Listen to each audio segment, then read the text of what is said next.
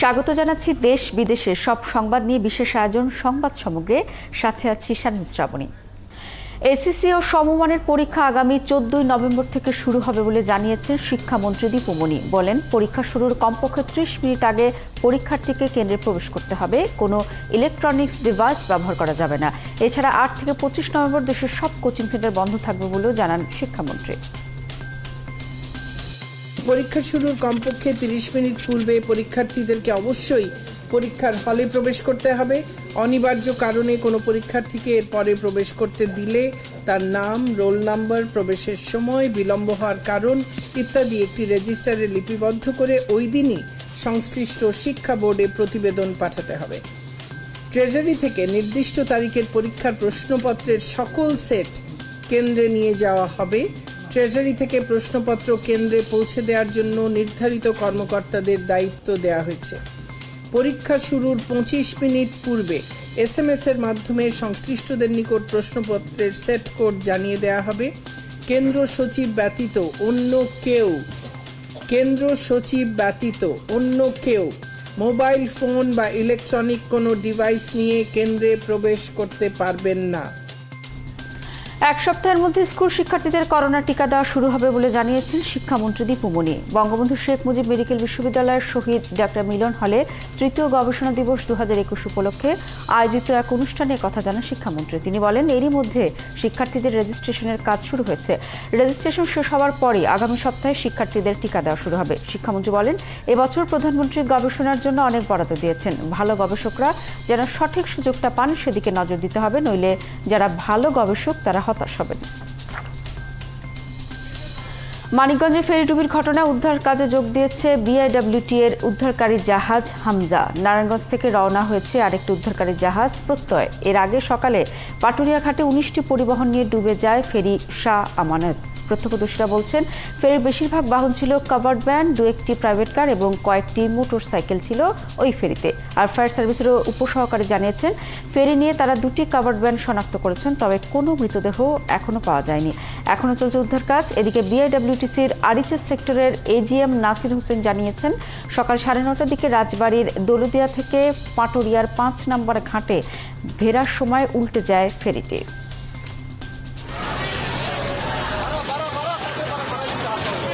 কক্সবাজারে অবসরপ্রাপ্ত মেজর সিনহা মোহাম্মদ রাশেদ খান হত্যা মামলার 6ষ্ঠ দফার শেষ দিনে 2 বিচারকের সাক্ষ্য গ্রহণ চলছে।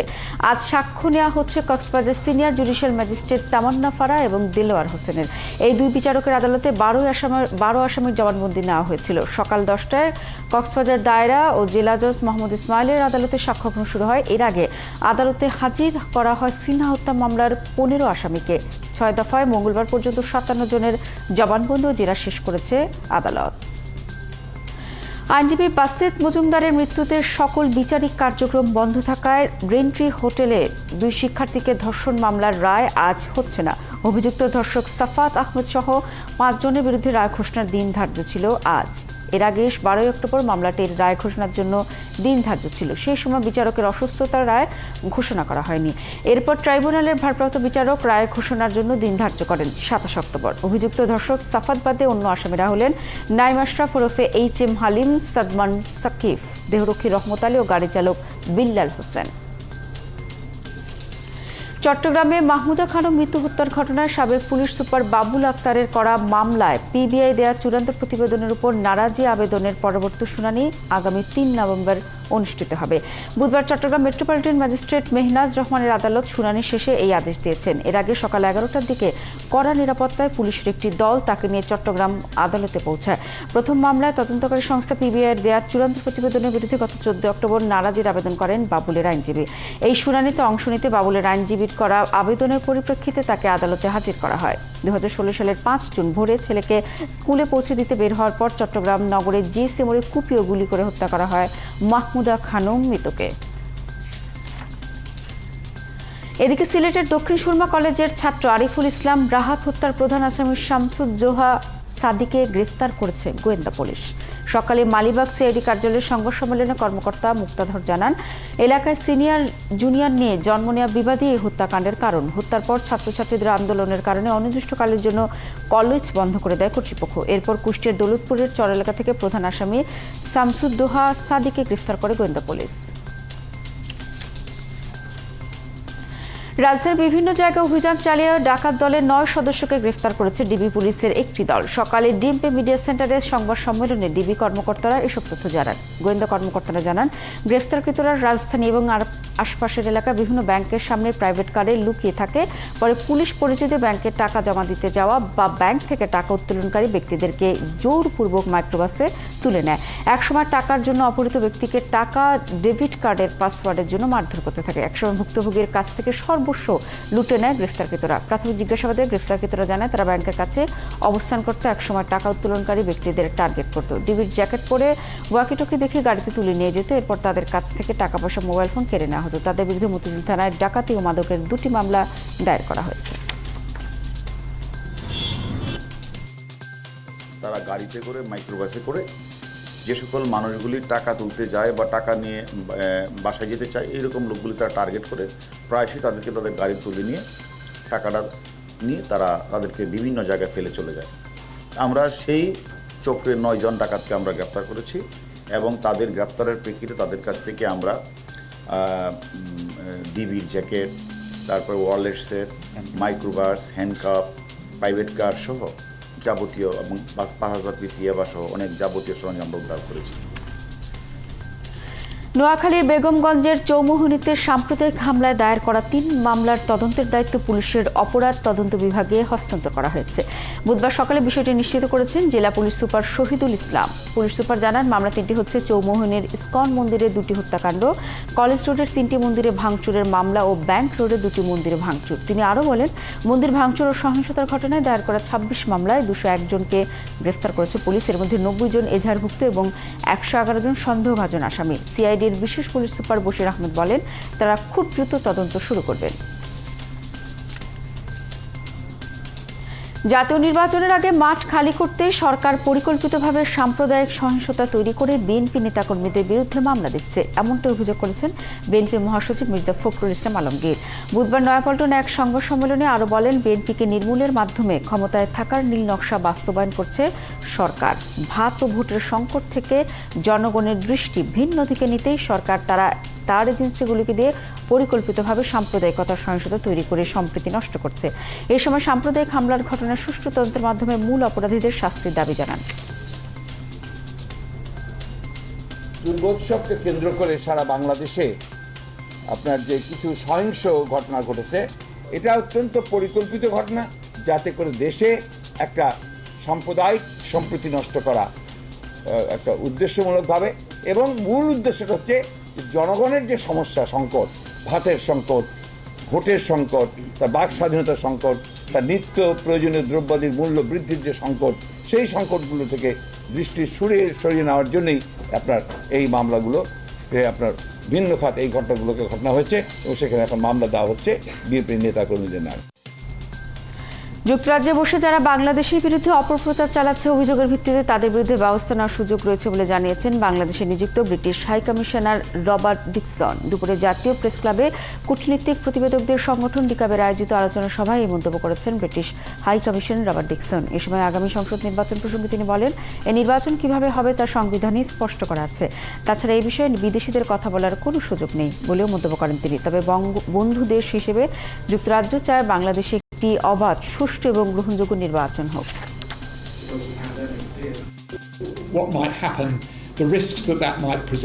যুক্তরাজ্য থেকে যারা বাংলাদেশের বিরুদ্ধে বিভিন্ন সামাজিক যোগাযোগ মাধ্যমে অপপ্রচার চালাচ্ছে এবং ঘৃণা ও উস্কানিমূলক বক্তব্য দিচ্ছে, তা আমরা কখনোই সমর্থন করি না। ব্রিটিশ আইনে ব্যাপারটির তদন্ত করে বিচারের ব্যবস্থা রয়েছে, তবে তার জন্য অভিযোগ জানাতে হবে। প্রধানমন্ত্রী শেখ হাসিনা বলেছেন, বাংলাদেশের সশস্ত্র বাহিনী দেশের বাইরে ভাবমূর্তি উজ্জ্বল করেছে। দেশে প্রাকৃতিক দুর্যোগের পাশাপাশি মানবসৃষ্ট দুর্যোগ মোকাবেলায় সহায়তা করছে। বুধবার সকালে মুজিব রেজিমেন্ট ও রওশন আরা রেজিমেন্টের কাছে নতুন পতাকা হস্তান্তর এবং সেনাবাহিনীর 10টি ইউনিটকে ন্যাশনাল স্ট্যান্ডার্ড প্রদান অনুষ্ঠানে এসব কথা বলেন প্রধানমন্ত্রী। বিস্তারিত জানাচ্ছেন ওহিদুল ইসলাম। মুক্তিযুদ্ধের সময় জাতির পিতা বঙ্গবন্ধু শেখ মুজিবুর রহমানের নামে মুজিব ব্যাটারি, ওয়ানফিল্ড আর্টিলারি এবং মুক্তিযুদ্ধে আত্মদানকারী ঢাকা বিশ্ববিদ্যালয়ের ছাত্রী রওশন আরার নামে Rowshan battery, two field regiment আর্টিলারির যাত্রা শুরু হয়। সেই গৌরবময় ইতিহাস স্মরণ করে মুজিব রেজিমেন্ট ও রওশন আরা রেজিমেন্ট গড়ে তোলা হয়। প্রশাসনিক প্রশিক্ষণ, আভিযানিক কাজ ও প্রতিযোগিতায় কৃতিত্বের স্বীকৃতি হিসেবে পর্যায়ক্রমে রেজিমেন্টাল কালার, গৌরবময় ন্যাশনাল স্ট্যান্ডার্ড দেয়া হয়। এবার প্রধানমন্ত্রী শেখ হাসিনার পক্ষে সেনাবাহিনী প্রধান general SM Shafiuddin Ahmed unit দুটিকে নতুন পতাকা তুলে দেন। তখন গণভবন থেকে ভার্চুয়াল মাধ্যমে চট্টগ্রাম হালি শহরের আর্টিলারি সেন্টার অ্যান্ড স্কুলের সাথে যুক্ত ছিলেন প্রধানমন্ত্রী শেখ হাসিনা। এই পতাকার মর্যাদা সমুন্নত রাখার দায়িত্ব আপনাদের। প্রধানমন্ত্রী বলেন, সেনাবাহিনী সড়ক নির্মাণে ভূমিকা রাখছে, শান্তি মিশনের মাধ্যমে দেশের ভাবমূর্তি উজ্জ্বল করেছে। সার্বভৌমত্ব রাখার পাশাপাশি প্রাকৃতিক মানব দুর্যোগ মোকাবেলা সহ নানা আর্থসামাজিক ও অবকাঠামোগত উন্নয়ন তথা জাতি গঠনে গুরুত্বপূর্ণ অবদান রেখে যাচ্ছে। বিশ্বশান্তি প্রতিষ্ঠা এবং বিভিন্ন বৈদেশিক মিশনে বাংলাদেশ সেনাবাহিনীর সদস্যরা তাদের আত্মত্যাগ, কর্তব্যনিষ্ঠা, পেশাদারিত্বের মাধ্যমে বাংলাদেশের জন্য বয়ে এনেছে সম্মান, মর্যাদা, যা বহির্বিশ্বে বাংলাদেশের ভাবমূর্তিকে উজ্জ্বল করেছে। সরকার ফোর্সেস গোল 2030 ও প্রতিরক্ষা নীতিমালা 2018-কে সামনে রেখে সশস্ত্র বাহিনীকে সামনের দিকে এগিয়ে নিয়ে যাচ্ছে। আমাদের সশস্ত্র বাহিনী গত 13 বছরে এখন যথেষ্ট শক্তিশালী এবং অগ্রসর হয়েছে।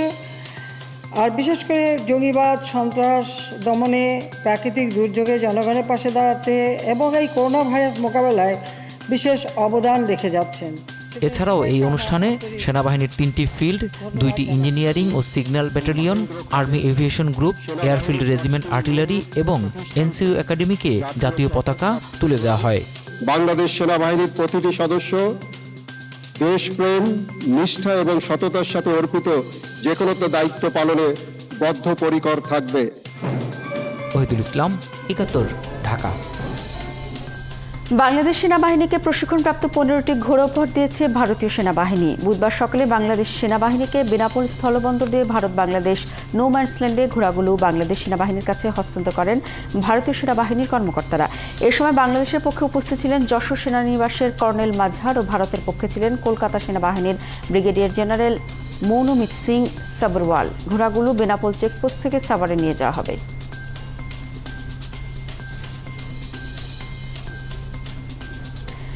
টি-20 বিশ্বকাপে সুপার 12-এ নিজেদের দ্বিতীয় ম্যাচে ইংল্যান্ডের বিপক্ষে ব্যাট করছে বাংলাদেশ।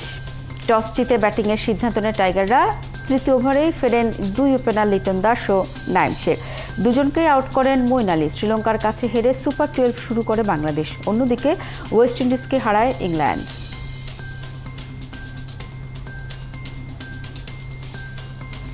চলছে সংবাদ সমগ্র, ফিরছে একটা বিরতির পর। 71-এর সাথেই থাকুন। বাঙালির চেতনা মনে প্রাণে ধারণ করতে পারলে কোনো অপসংস্কৃতি টিকতে পারবে না বলে মন্তব্য করেছেন ঢাকা উত্তর সিটি কর্পোরেশনের মেয়র আতিকুল ইসলাম। বুধবার রাজধানীর উত্তরায় এক সেমিনারে এসব কথা বলেন তিনি। এ সময় তিনি আরও বলেন, সবাইকে অপসংস্কৃতির বিরুদ্ধে জিহাদ ঘোষণা করতে হবে। শিক্ষার্থীরা আগামীর ভবিষ্যৎ, তাদের সঠিকভাবে গড়ে তুলতে হবে। নিজের দেশ সমাজকে ঠিক রাখতে নিজেরই কাজ করতে হবে। ফেসবুক মনিটরিংয়ের কথা উল্লেখ করে আতিকুল ইসলাম আরও বলেন, অভিভাবক এবং শিক্ষকদের অনলাইনে থেকেই মনিটরিং করতে হবে। ফেসবুক মনিটরিং করার জন্য আমি সকল অভিভাবকদেরকে এবং সকল শিক্ষা প্রতিষ্ঠানের সকল শিক্ষকদেরকে আমি বিনয়ের সাথে অনুরোধ করব, আমরা আমাদের ফেসবুকটাকে মনিটরিং করতেই হবে। এটার কোনো বিকল্প নাই, কারণ এই ফেসবুক ফ্রেন্ড কিন্তু আমরা অনেকেই আছি। আমরা যত বেশি ফেসবুক মনিটরিং করতে পারবো, অপসংস্কৃতি থেকে আমরা দূরে যেতে পারবো। কলা মানববিদ্যা অনুষদভুক্ত বি ইউনিটের পরীক্ষার মধ্য দিয়ে শুরু হয়েছে চট্টগ্রাম বিশ্ববিদ্যালয়ের প্রথম বর্ষের ভর্তি পরীক্ষা। বিশ্ববিদ্যালয়ের প্রক্টর জানিয়েছেন, সকাল 11টায় শুরু হয় প্রথম শিফটের পরীক্ষা, চলে 1 ঘন্টা। এছাড়া দ্বিতীয় শিফটের পরীক্ষা হয় দুপুর 2টায়। মাস্ক ছাড়া কোনো পরীক্ষার্থীকে ক্যাম্পাসে প্রবেশ করতে দেওয়া হয়নি। আগামীকালও বি ইউনিটের পরীক্ষা হবে, শেষ হবে 5 নভেম্বর। এদিকে ক্যাম্পাসের নিরাপত্তায় সাদা পোশাকে 5 শতাধিক আইন শৃঙ্খলা রক্ষাকারী বাহিনীর মোতায়েন করা হয়েছে। সাথে রয়েছে ভ্রাম্যমাণ আদালত। আমি রংপুর থেকে আসছি। আমার পরীক্ষা হচ্ছে 9:30 আছে, 9:45 বি ইউনিটে পরীক্ষা দেব। সমস্যার সমাধান করি, তারপরে তাদের যে পরীক্ষা কেন্দ্রে নিয়ে যাওয়া, অনেকগুলো কেন্দ্র, এত বড় ক্যাম্পাস, সবাই তো কেন্দ্র চেনে না, তাদেরকে কেন্দ্রে পৌঁছে দেওয়া। একটা পরিপূর্ণ নিরাপত্তা বলয় এবং ট্রাফিক ম্যানেজমেন্ট সিস্টেম গড়ে তোলা হয়েছে, যার কারণে দেখবেন একটা কনজেশন নাই, একটা কিউ নাই। মাইকিং করেছি যে মাস্ক দিয়ে ক্যাম্পাসে ঘোরাফেরা করার জন্য, অন্যথায় তাদেরকে আমরা বিশ্ববিদ্যালয় এলাকায় ঢুকতে নিষেধ করব। পাশাপাশি পরীক্ষার হলগুলোর জন্য আমাদের স্পেশাল কেয়ার আছে, যে নো মাস্ক নো এন্ট্রি, এই পলিসি আমরা করেছি। কিন্তু যাদের কাছে মাস্ক থাকবে না তাদেরকে আমরা মাস্ক সরবরাহ করব। মাসিক বেতন, ভর্তি ও পরিবহন ফি কমানোর দাবিতে আন্দোলন করছেন বঙ্গবন্ধু শেখ মুজিবুর রহমান বিজ্ঞান ও প্রযুক্তি বিশ্ববিদ্যালয়ের শিক্ষার্থীরা। সকাল থেকে বিশ্ববিদ্যালয়ের প্রশাসনিক ও একাডেমিক ভবনে তালা ঝুলিয়ে বিক্ষোভ করেছেন তারা। এতে বিশ্ববিদ্যালয়ের সব কার্যক্রম বন্ধ রয়েছে। দাবি মানা না হলে আরও কঠোর আন্দোলনের হুঁশিয়ারি দিয়েছেন শিক্ষার্থীরা। এদিকে শিক্ষার্থীদের আন্দোলনকে অযৌক্তিক বলছেন বিশ্ববিদ্যালয়ের ভিসি AQM মাহবুব। মুঠোফোনে তিনি জানান, কথা ছিল আগামী 1 নভেম্বর গুচ্ছ পরীক্ষা শেষে এসব দাবি নিয়ে তাদের সাথে আলোচনা হবে। আমাদের যে বেতন, ভর্তি ফি দেওয়া হয়েছে, এটা প্রত্যেকটা শিক্ষার্থীর জন্য আসলে পরিশোধ করা দুরূহ। ফি বেতন কমানো সেই দাবি বাস্তবায়ন হয়নি, তাই আমরা এখানে সমবেত হয়েছি।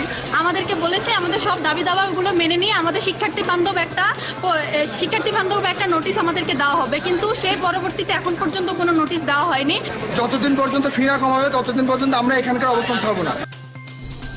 টাঙ্গাইলের কালিহাতীতে সুমাইয়া আক্তার নামের এক স্কুল ছাত্রীর গলা কাটা মরদেহ উদ্ধার করেছে পুলিশ। এই ঘটনায় আহত হয়েছে আরও একজন। কালিহাতী থানার ভারপ্রাপ্ত কর্মকর্তা জানান, বুধবার সকালে এলিঙ্গা পৌরসভার শামসুল হক কলেজের পূর্ব পাশের একটি ভবনে মরদেহ পড়ে থাকতে দেখে পুলিশে খবর দেয় লোকজন। পরে পুলিশ এসে মরদেহ উদ্ধার এবং ঘটনাস্থল থেকে আহত অবস্থায় একজনকে হাসপাতালে পাঠায়। সে এলিঙ্গা উচ্চ বিদ্যালয়ের 9ম শ্রেণীর ছাত্রী। সুমাইয়া সকালে স্থানীয় একটি কোচিংয়ে যাচ্ছিল, তবে এই হত্যার কারণ এখনও জানাতে পারেনি পুলিশ।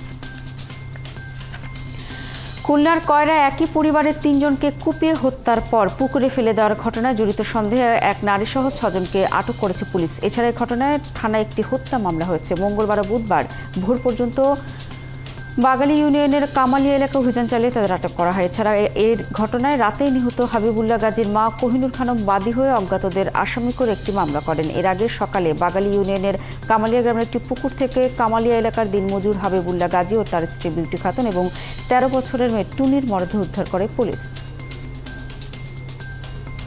দিন শেষে ডিএসসি এক্স সূচক 6 বেড়ে শেষ হয়েছে ঢাকার পুঁজিবাজারের লেনদেন। যদিও দিনভর সূচকে ছিল ব্যাপক ওঠানামা, বুধবার গেল দিনের তুলনায় লেনদেনে খানিকটা বেড়েছে। দিন শেষে লেনদেন হয়েছে 1,497 কোটি 25 লাখ টাকা। ঢাকা স্টক এক্সচেঞ্জের প্রধান মূল্য সূচক ডিএসসি এক্স 6 পয়েন্ট বেড়ে দাঁড়িয়েছে 7,011 পয়েন্টে। হাতবদল হওয়া শেয়ার ও ইউনিটের মধ্যে দাম বেড়েছে 340, কমেছে 22টির, বদলানি 14টির। এদিন বিক্রেতা না থাকায় হোল্টেড হয়েছে প্রায় 7 কোম্পানির লেনদেন। কোম্পানিগুলো হলো Olympic accessories, first finance, Asia insurance, AFC agro, BIFC, নুরানি ডাইং এবং জিবিবি পাওয়ার। এদিন চট্টগ্রাম স্টক এক্সচেঞ্জের সার্বিক সূচক বেড়েছে 9 পয়েন্ট, লেনদেন হয়েছে 4292 লাখ টাকা।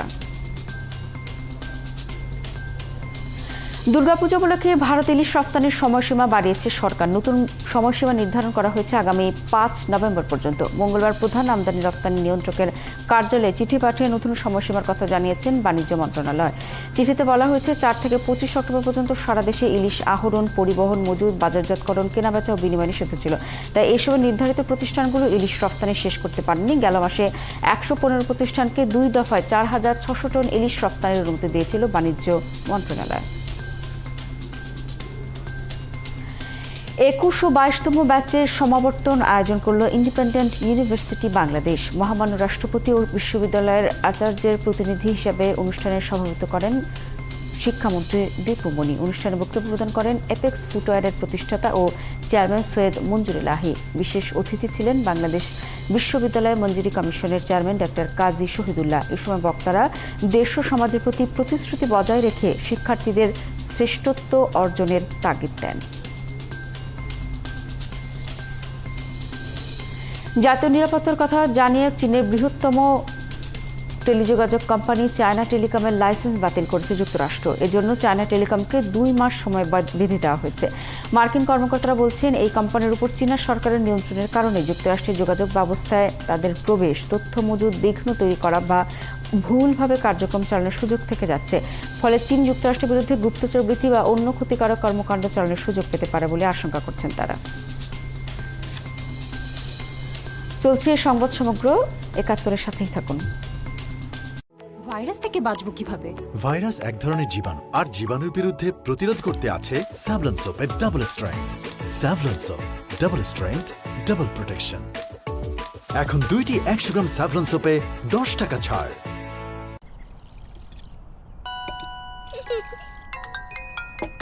বাবা, দুধটা খেয়ে নাও। ইটস ওকে বাবা, পরে খেয়ে নেব।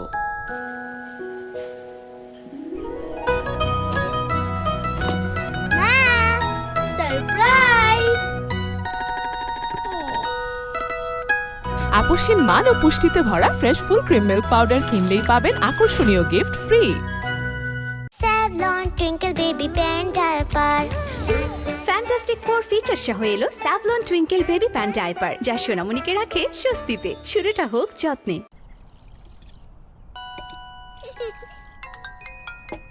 বাবা, দুধটা খেয়ে নাও। ইটস ওকে বাবা, পরে খেয়ে নেব।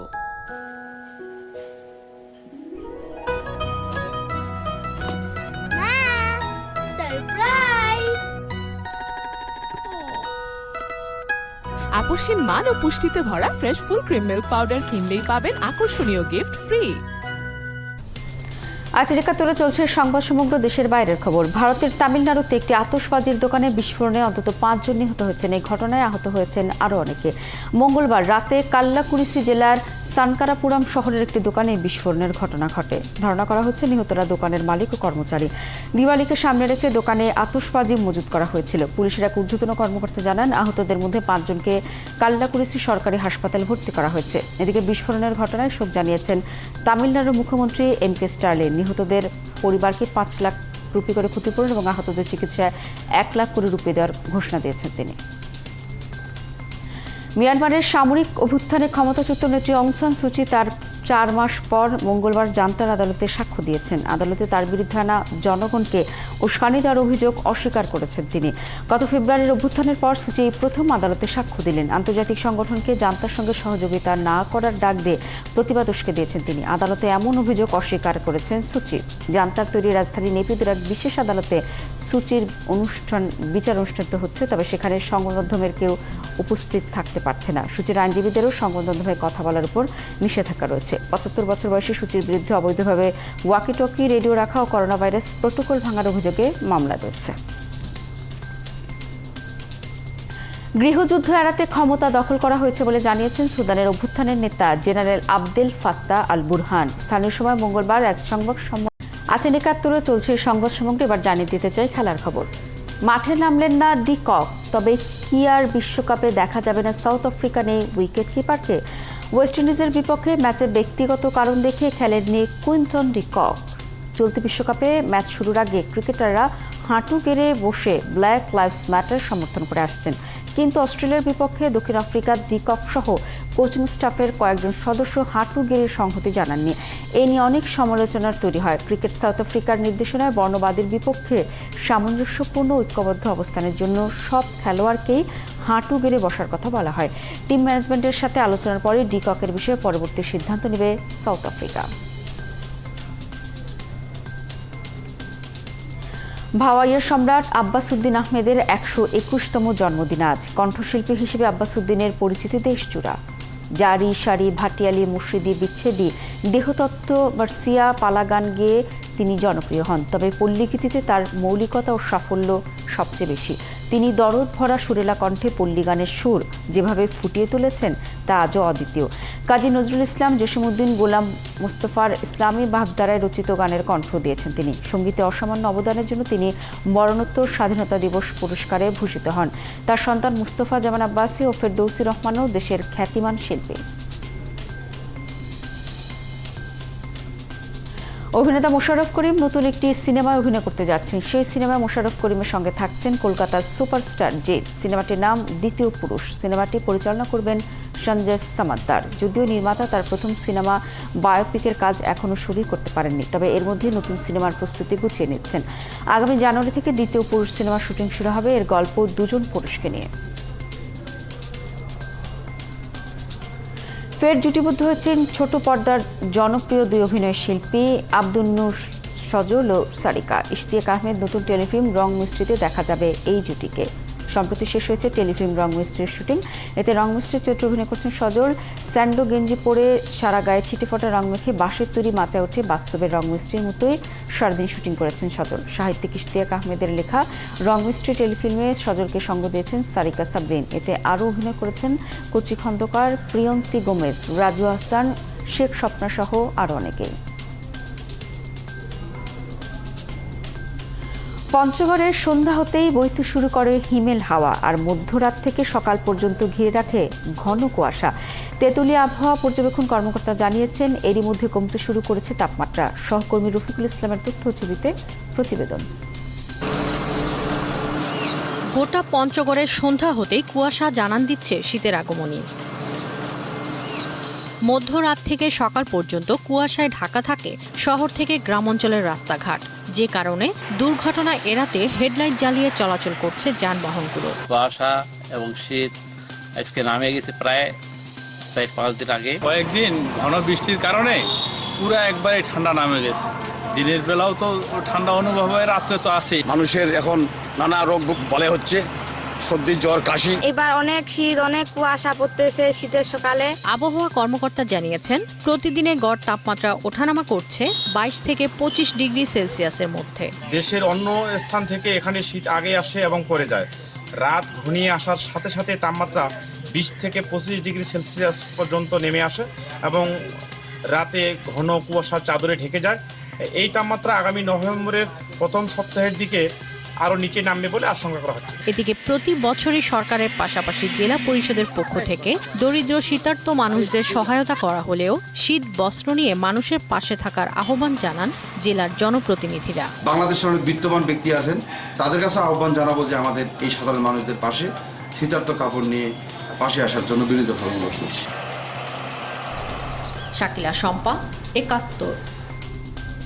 চলছে সংবাদ সমগ্র। সরাসরি সংবাদ অনুষ্ঠান দেখতে থাকুন ৭১-এর ফেসবুক পেজে এবং সাবস্ক্রাইব করুন ৭১-এর ইউটিউব চ্যানেল। প্রতি মুহূর্তে আমরা জানাচ্ছি করোনার সর্বশেষ। এ সময় করোনা থেকে বাঁচতে মাস্ক পরুন এবং হ্যান্ড স্যানিটাইজার ব্যবহার করুন। ভয় নয়, সচেতনতাই জয়। ৭১-এর সাথে থাকুন।